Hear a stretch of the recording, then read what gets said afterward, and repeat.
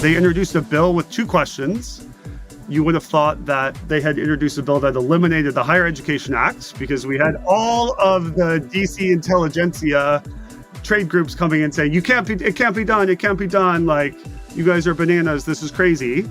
But the senator's response was, tell me why. Like, push back. That was Andrew Lacoste, who was a senior education policy advisor on the U.S. Senate Committee on Health, Education, Labor, and Pensions. He was in that role for 8 years and saw the development of something that's been in the news a lot in recent months, the FAFSA, or the Free Application for Federal Student Aid. And Jeff, it's been in the news because the rollout of the new simplified FAFSA, well, let's just say it hasn't gone smoothly. Some might even call it a disaster. But today we're going to hear a lot more from Andrew about what was really behind the new FAFSA. And then we're going to hear about how one institution isn't playing the waiting game when it comes to awarding financial aid on this episode of Future You. This episode is brought to you by the Bill and Melinda Gates Foundation, working to eliminate race, ethnicity, and income as predictors of student success through innovation, data and information, policy, and institutional transformation. I'm Michael Horn. And I'm Jeff Salingo. So in a recent show, Michael, where it was just the two of us, we talked about the FAFSA. It also came up in our Reporters Roundtable a few months ago with Chris Cantagna of USA Today. And then there was this recent news from the National College Attainment Network, which tracks FAFSA completions. And it found through the end of February that submissions are down 38% compared to the same time last year. Now, what's probably more worrisome is that 47% fewer seniors from low-income public high schools have submitted the form by late February compared to the last cycle, according to NCAN. I guess we never thought we'd do a whole show on the FAFSA because, frankly, I wasn't sure we'd still be talking about it this far into the spring. Neither did I, but here we are, and here it's starting to have more and more implications for the future of higher ed. Just to quickly catch up, folks, on this, if you haven't been paying attention, Congress passed the FAFSA Simplification Act, or FSA, as part of the Consolidated Appropriations Act of 2021. And as we will hear from Andrew shortly, the new FAFSA was supposed to be put in place last year, but it was delayed. Yeah, Andrew will also catch us up on all the changes to the FAFSA, Michael. But beyond overall simplification, there were a number of changes. Things like the expected family contribution, or EFC, was replaced by the Student Aid Index, which they're calling SAI now, because there was concern that the EFC was misleading. It wasn't really a calculation of the amount of money a student's family was expected to pay. Yeah, and we're just going down the acronym soup again, Jeff. But another big changes was that students can also list up to 20 colleges on their FAFSA. That's up from 10 in previous years, which, as you know, is probably a reflection of students applying to way more colleges than they did in the past. Now, one controversial change we should also mention is that parents no longer get a break for having multiple children in college at the same time. Now, colleges, of course, can still consider that when awarding their own aid, but it just doesn't factor into the FAFSA itself. Which, of course, Michael, will be something that will affect the both of us several years from now. But let Andrew tell us the rest of the story of how we got here. Here's Andrew Lacoste, who, as we said at the top, was a senior education policy advisor on the U.S. Senate Committee on Health, Education, Labor, and Pensions until 2021, and is now head of policy for Guild Education. Andrew, welcome to Future You. Thank you for having me. So the 1992 reauthorization of the Higher Education Act created the FAFSA, which is a fact I did not know. And a favorite meme of mine, of course, was Senator Alexander unfurling that FAFSA, which grew over time, as we know, to more than 100 questions.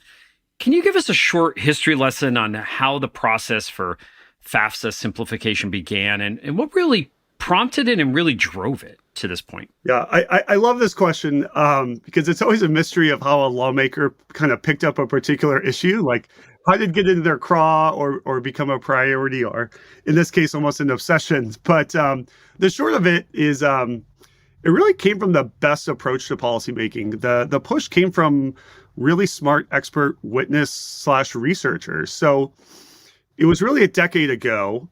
The HEA, the Higher Education Act reauthorization hearings, started in the Help Committee, Senate Help Committee, back in 2013, so a decade ago.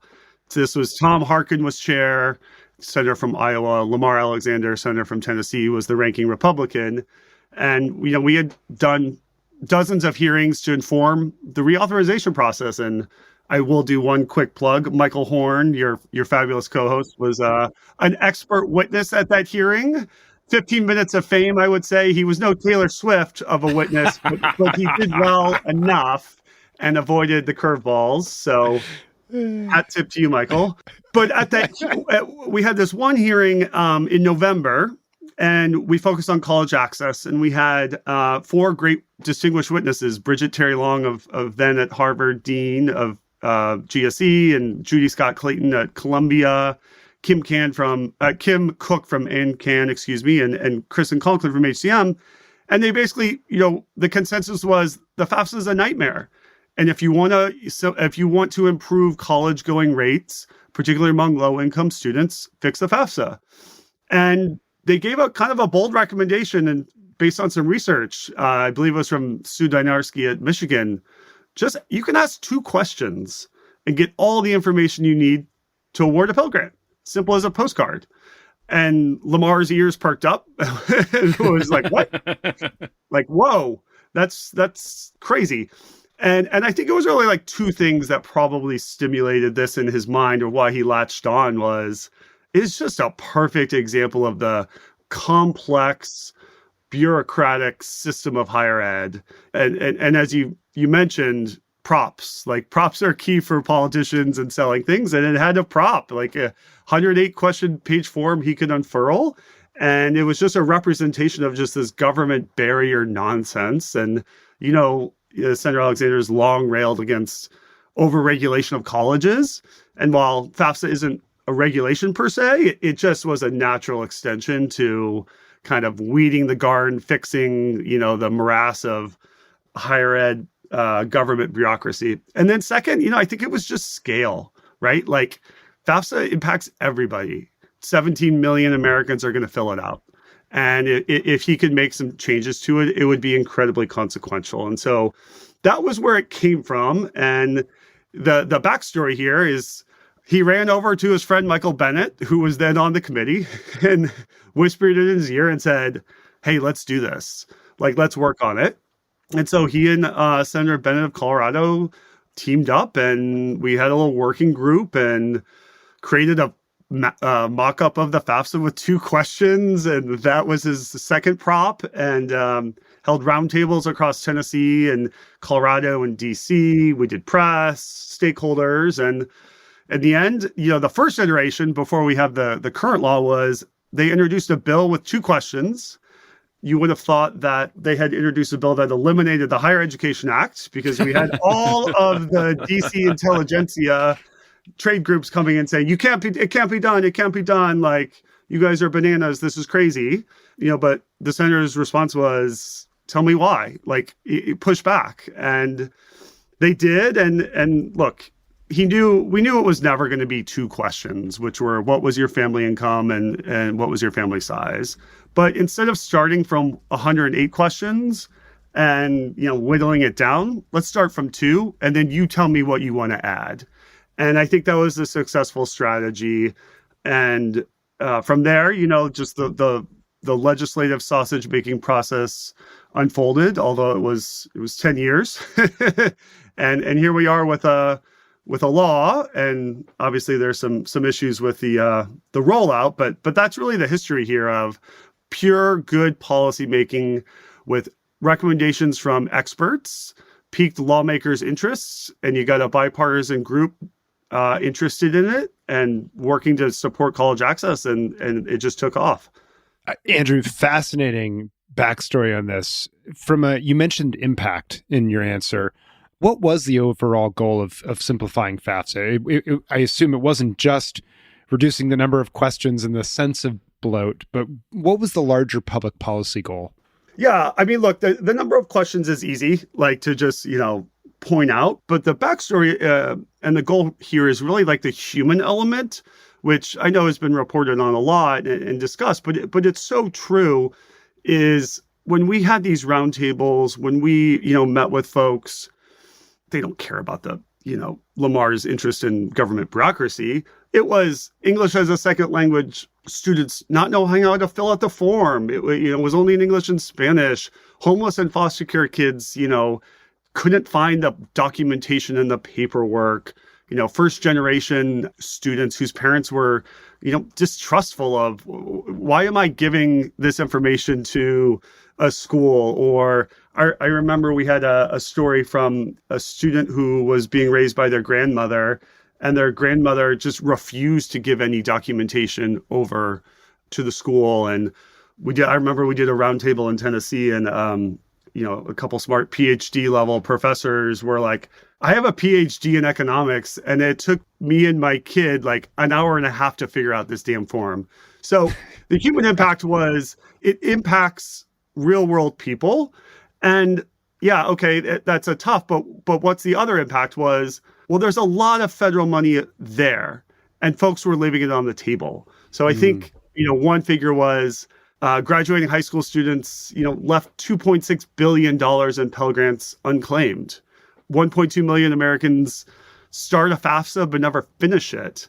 And so if we're concerned and we have this belief that some form of post-secondary education is a key to the middle class, and there's federal aid there, this form is just really a barrier and can uplift a lot of Americans. And so it was a policy goal for Republicans on detangling government bureaucracy. It was a policy goal for college affordability in a way that Democrats and Republicans could get aligned behind, because it wasn't a new program. It wasn't a new funding stream. It was existing aid. It was just a barrier of a form. And if you did that, you could unlock more college affordability on aid that's already there. And it was just kind of a recipe for success that it met both kind of Republican and Democrats' kind of natural policy interest areas. Well, that never happens anymore, does it? No. So, Andrew, as you know, there's a lot of criticism about the rollout of the new FAFSA, and we don't want to get into the particulars of that since you're no longer in government. But I've been wondering something that maybe you can answer. If this wasn't really ready, would it have been so difficult to delay it a year? Could you just give us your take on that? Yeah, so maybe let me share a little bit of insight into even how the deadlines came to be. So when we were drafting the law, again, I was a partial drafter. There was many other folks in the room. We recognized that the impact was going to be huge. And so we wanted to operationalize it quickly.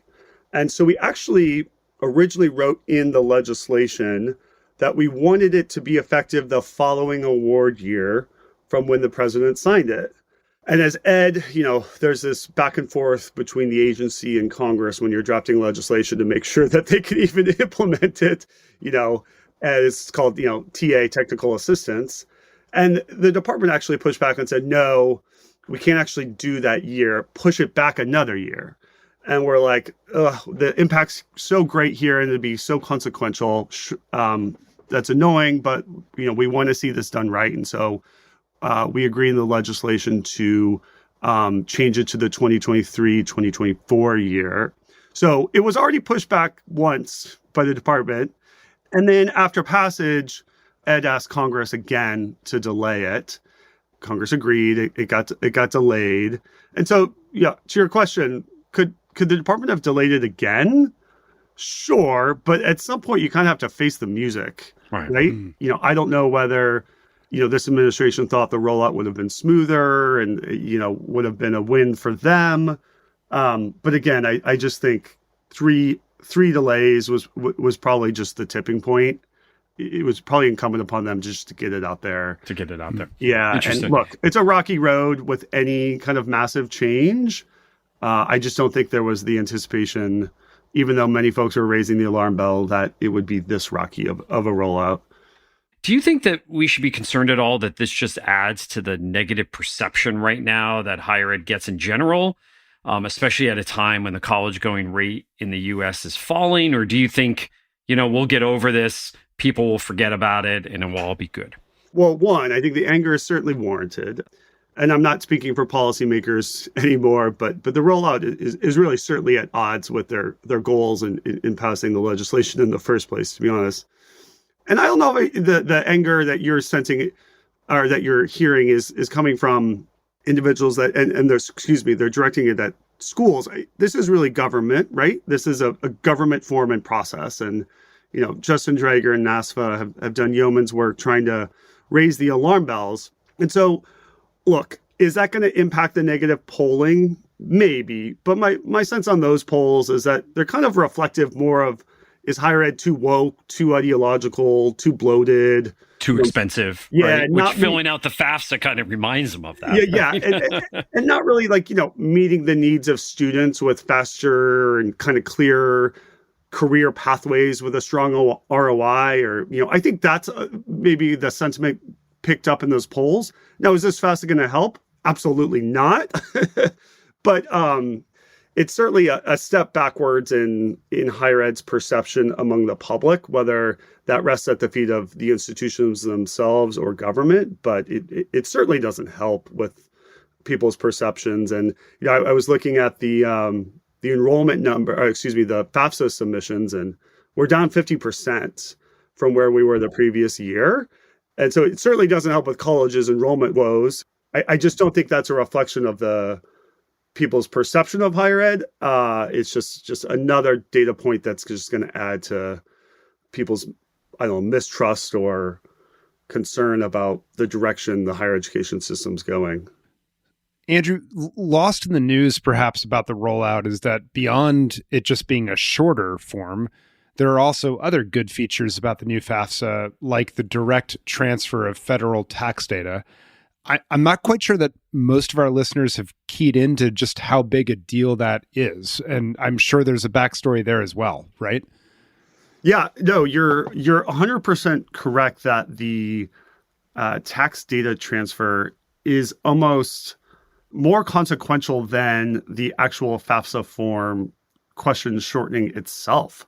That was a massive battle to begin with. So let me backtrack a little bit here and give you some history. So this proposal actually came from, I believe, the Trump administration to Congress, that they wanted the authority to for the department to grab data from the IRS to kind of basically auto-populate an individual's financial status to fix a really easy problem of Americans saying, I already gave the government this information. Why am I giving it to them again? And in order for the department to do that, they needed some statutory authority. And that rested in the IRS tax code.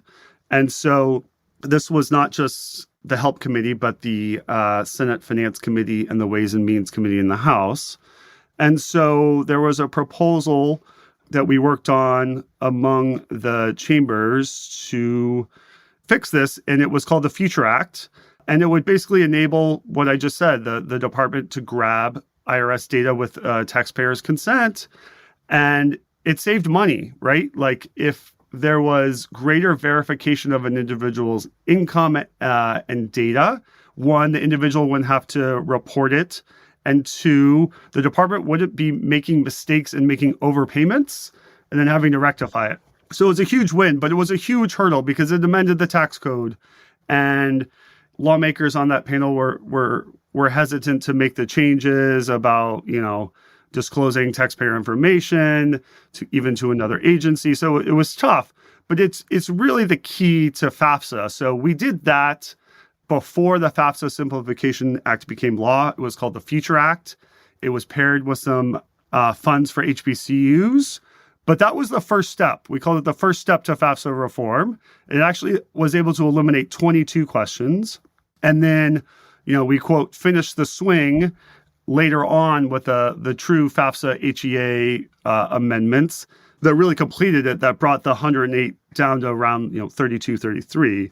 But you're 100% right that this tax data transfer was instrumental and I think is really key to responding to individuals who say, the government already has my information on this stuff. Like, why am I having to self-report it? Why am I having to go back and look at my old tax, pay stubs, et cetera, and send it up when you already have it? This is, again, government bureaucracy, government ineptitude at its finest. And I think this is underappreciated. And once the rollout gets a little bit smoother and we're into the next years, I think it'll be really, really impactful. Classic case of where the organization thinks its department separation is more important than the individual or consumer on the other side, right? 100%, 100%. Andrew, thank you so much for shedding light on all these topics and giving us this background. Really appreciate having you on. Not a problem. That was great, Michael. A bit like how I'm just a bill on Capitol Hill becomes a law, because I'm not sure in this hyper-partisan city that still happens the way that Andrew just described it. But as we know, there's the law and now there's the rollout, and it's been rocky. And I think some might say that's being kind.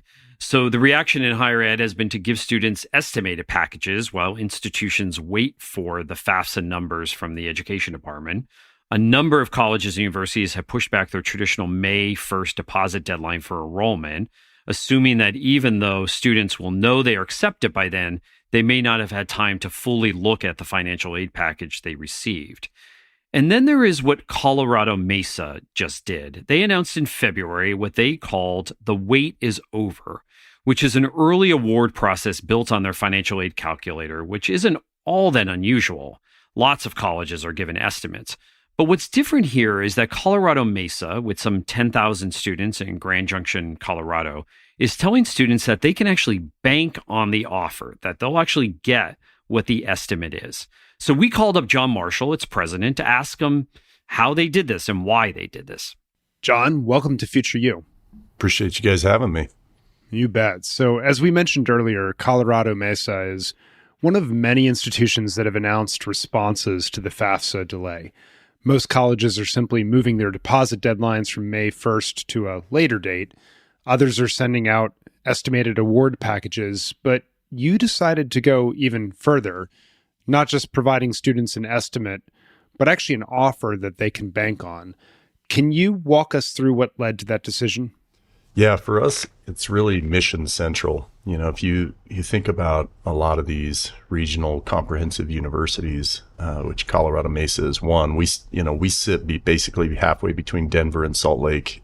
And so we're 250 miles from everywhere and several mountain passes in between. And so for us, our student body is going to be low income, first generation, students of color and rural kids. That is the bulk of our student body. And so said differently, we are going to be disproportionately reliant on student financial aid in terms of providing access to students who, typically haven't had access.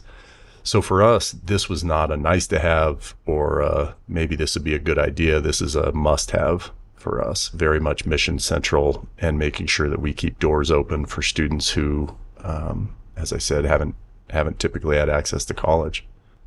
So what's interesting about that, John, is that I mentioned what you all did to several other presidents recently, and a couple of them said, well, that's a great idea, but we couldn't really take the risk of making such a promise. So how assured were you that you could do that? And have you mentioned, have you estimated the potential exposure for the institution? Yeah. If you end up, for example, with a lot of students who you end up making that promise to, who really actually in the end didn't need as much as you thought they needed. Yeah. Well, I'm giggling a little because, welcome to my world. There is some risk. There's some fairly significant risk. But again, the question is, what's the alternative? Is the alternative sitting on your hands and losing maybe an entire cohort to no college at all? I got asked the same question about some version of, are you just trying to get a jump on the competition? Well, for the last several years, the number one competitor for Colorado Mesa University has not been Boulder or Fort Collins. It's no college at all, which is to say, if we don't jump on this, we're concerned about a significant portion of our student body not going to college at all. Period. So financially, the question becomes, do you have some exposure? Well, of course we do. Is that number 2%, 5%, 10%? We have our estimates, but The reality is, in conversation with our board of trustees, we really tried to frame it in the alternative. What happens if we don't do this?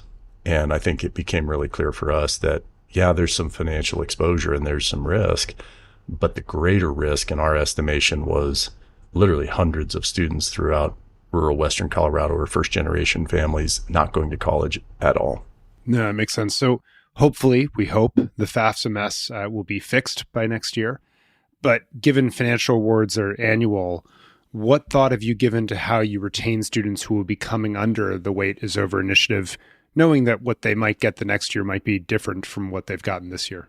Yeah, if you zero in on some of the detail around this new SAI versus the old EFC metric that the feds use, I think our estimate is that many of our students should see a little bit more Pell, not less. And so the hope is that you're going to see that. Now, that may not be true for sole proprietors. That may not be true for kids coming off of farms. There are some wrinkles in particular for rural kids that we're a little nervous about and unclear what that's going to look like. So put an asterisk next to the answer. But I do think that this is probably over time really a good thing. And I'll maybe back up and just say we have, for all the frustration, and appropriately so, I would say, with the federal kind of botching of this rollout, what was underneath it was the right thing.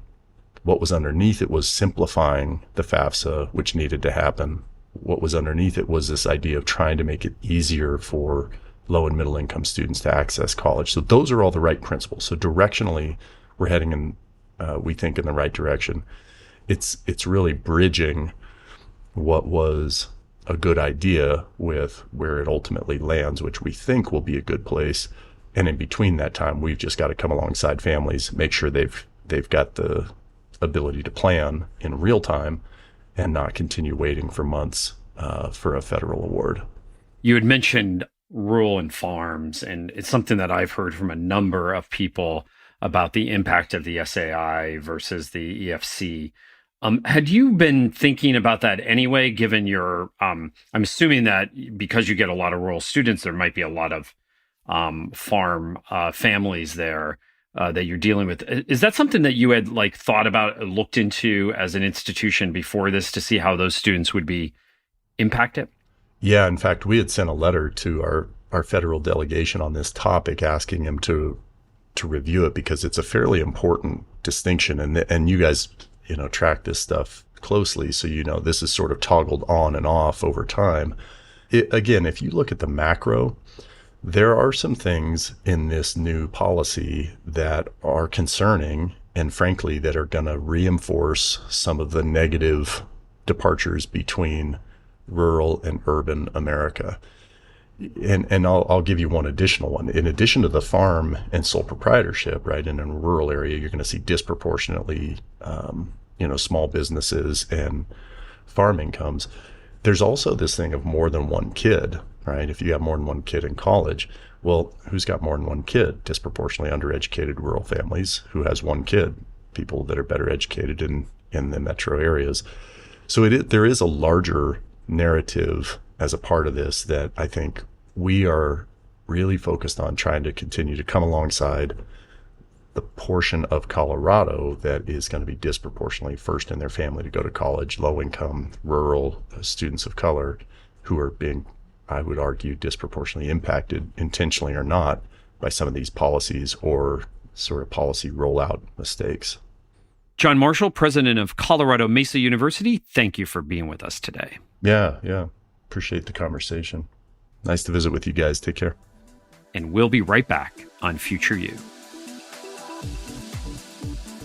This episode is being brought to you by the Bill and Melinda Gates Foundation. Today's college students are more than just students. They are workers, parents and caregivers, and neighbors. And colleges and universities need to change to meet their changing needs. Learn more about the Foundation's efforts to transform institutions to be more student-centered at usprogram.gatesfoundation.org. Welcome back to Future You. Two very interesting interviews there with a lot packed in, and we're going to let them mostly speak for themselves on this episode, Jeff. But maybe just a quick wrap up. I'd love your own thoughts. You've been in DC for so long. I'd love your own thoughts about what you think the department could have done better, and really importantly, what the longer term impact is here.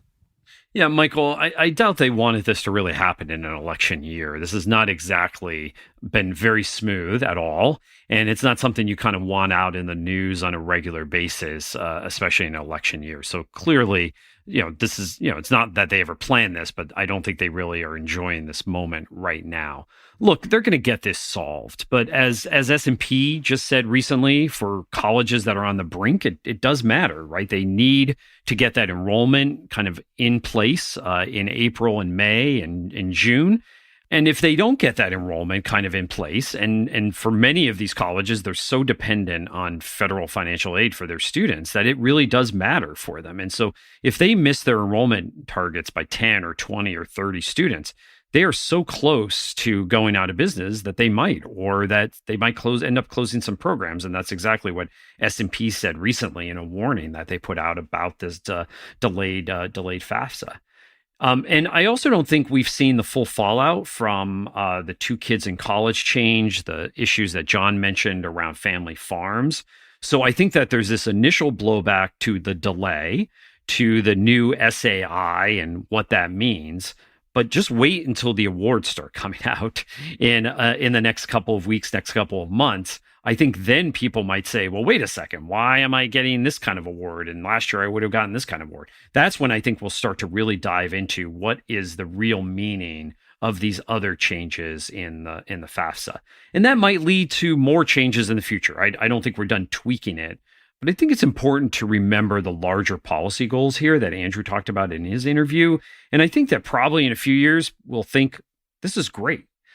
But I think for now, beyond being an election year, I think it does remind people, just like healthcare.gov and its problematic rollout years ago, that, wow, healthcare in this country is really broken. And I think this is reminding people that higher education in this country is really broken, and truly reminding them how expensive college is, that we have to fill out this FAFSA to begin with. So I think, again, long term, this will be solved. But I think in the short term, this is not good for what's happening in higher ed writ large right now, in terms of just faith that the public has in institutions of all kinds, from both the government to colleges and universities. It makes a lot of sense, Jeff. Largely echoes how I'm thinking about this as well. And we're going to leave it there. Just a lot of fascinating insights about the behind the scenes, and then what goes into a college making a bold decision in this environment right now around, given everything with FAFSA. Something to stay tuned on. And with that, we'll wrap and just say thank you to all our listeners for joining us on yet another Future You. And a reminder to follow us at Future You Podcast on social media. Jump on our website, subscribe to our newsletter, follow me and Jeff on social media, of course. We'll interact with you gladly there. So until we see you next time, keep thinking about the future of higher education.